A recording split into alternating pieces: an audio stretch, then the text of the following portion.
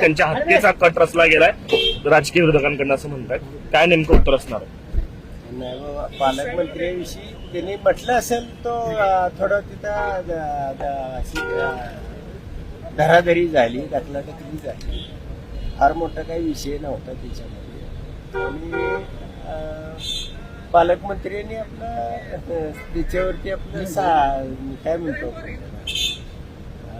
सांगण्याचा प्रयत्न केला असेल. यापेक्षा जास्त काय त्याच्यामध्ये फार महत्वाचं आहे. आणि इलेक्शन मध्ये होतं ते उत्साहाच्या भरात सगळे कार्यकर्ते असतात. नाही, पण पालकमंत्र्यांसारख्या मंत्र्यांनी गंभीर स्वरूपाचे आरोप केलेले आहेत. कारण त्यांच्या हत्येचा कट रचला गेलाय. धराधरी ही किरकोळ बाब आहे, मात्र हत्येचा कट रचला गेला असं मंत्री सांगतायत. एक राज्याचे जबाबदार काहीतरी गंभीर त्याच्यामध्ये असेल. नाही काय आणि त्यांचा रोष जो आहे तो माळशिरसच्या सत्ताधाऱ्यांकडे आहे. नाही, याच्याविषयी आता पालकमंत्र्यांना जास्त माहिती असेल आणि ते माहिती देतील. पण त्यांना आता माजी आमदाराला कोण आता त्याच्या हत्येचा कट रचणे इतपत तुम्हाला वाटतं काय असं असेल? राम सातपुतेंचं असं म्हणणं आहे की हा कॉन्ट्रॅक्ट किलिंगचा प्रकार आहे आणि कार्यकर्त्यांच्या कर्वे हत्या करण्याचा प्रयत्न आहे माझा. नाही, आणि एसआयडी आणि आयबीला रिपोर्ट आहे. त्यांनी जागावपणा केला. तो असा तो पिस्तूल नसतं का गुलाला, ते त्या बाबा मानेच्या तोंडावर मारण्याचा प्रयत्न केला आणि त्यांची मतमोजणी होती आणि ते हरले अशी बातमी आली. त्यामुळे ते रागाने एकमेकाला भिडले. इलेक्शन मध्ये अनेक ठिकाणी होतं, लाठीचार्ज होतो, अनेक घटना होतात त्याच्यामध्ये. आणि मुरडाडाला कोण मारणार, आता कशासाठी मारायचं त्याला?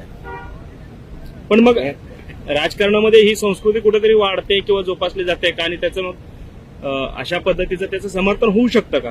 नाही, पालकमंत्र्यांनी भीती घालण्यासाठी म्हणजे रामभाऊ सातपुतेना जे कार्यकर्ते अंगावर आले त्यांना भीती घालण्यासाठी पालकमंत्री बोलले. म्हणजे पण साहेब त्यांचं असं म्हणणं एसआयडीचे रिपोर्ट आहेत, आयबीचे रिपोर्ट आहेत आणि राज्याच्या गुन्हा देखील दाखल होईल. आयजींनी या सगळ्या प्रकरणामध्ये दखल घेतलेली असं त्यांचं म्हणणं आहे. तुम्ही जे म्हणताय ते फक्त मोगम आरोप आहे असं म्हणताय, पण त्यांच्याकडे म्हणणं आहे की गुप्तचर यंत्रणांचा रिपोर्ट आहे. कराचीचे एनआयएने घेतली काय दखल? आता आम्ही मैदानामध्ये लढाई करणारी माणसं आहे. अशी काय चोरे छुपे आणि तो काय राजकीय विरोधक आहे.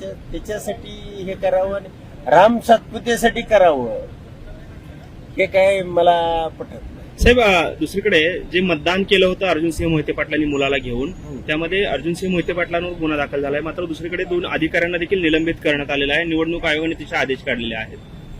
नाही, आता निवडणूक आयोग एवढं कधी म्हणजे जागरूक झालं. सरास त्या पासले काय ते अनगर मधलं एक गाव आहे, तिथं 96% 100% पोलिंग केलं. तिथं काय निवडणूक आयोग झोपलं ते एखाद्याला लहान मुलगा गेला असेल, समजा हट्ट करून गेला असेल, निवडणूक प्रक्रिया बघण्यासाठी गेला असेल, बटन कसे असतात हे बघण्यासाठी गेला असेल. आणि त्यांचाच मुलगा गेला होता ना, इतर कोणी नव्हते. राजकीय लीडर आहे ना मोहिते पाटील, आणि त्यांच्या बरोबर गेला म्हणजे काय मोहिते पाटलाचं मत दुसऱ्याला मारतोय असं. स्वतःचा मुलगा होता, कसं बटन दाबलं जातं, मशीन कशी असते पाहिला. गोपनीयतेचा भंग होतोय असं देखील त्याच्यामध्ये म्हटलं आता बापाचं मुलानं पाहिल्यानंतर गोपनीयतेचा भंग होत नाही. आणि जिथं मात्र 100% 96% मतं टाकली की तिथं गोपनीयतेचा भंग होत नाही. धन्यवाद. यावर तुम्हाला काय वाटते कमेंट बॉक्समध्ये लिहा.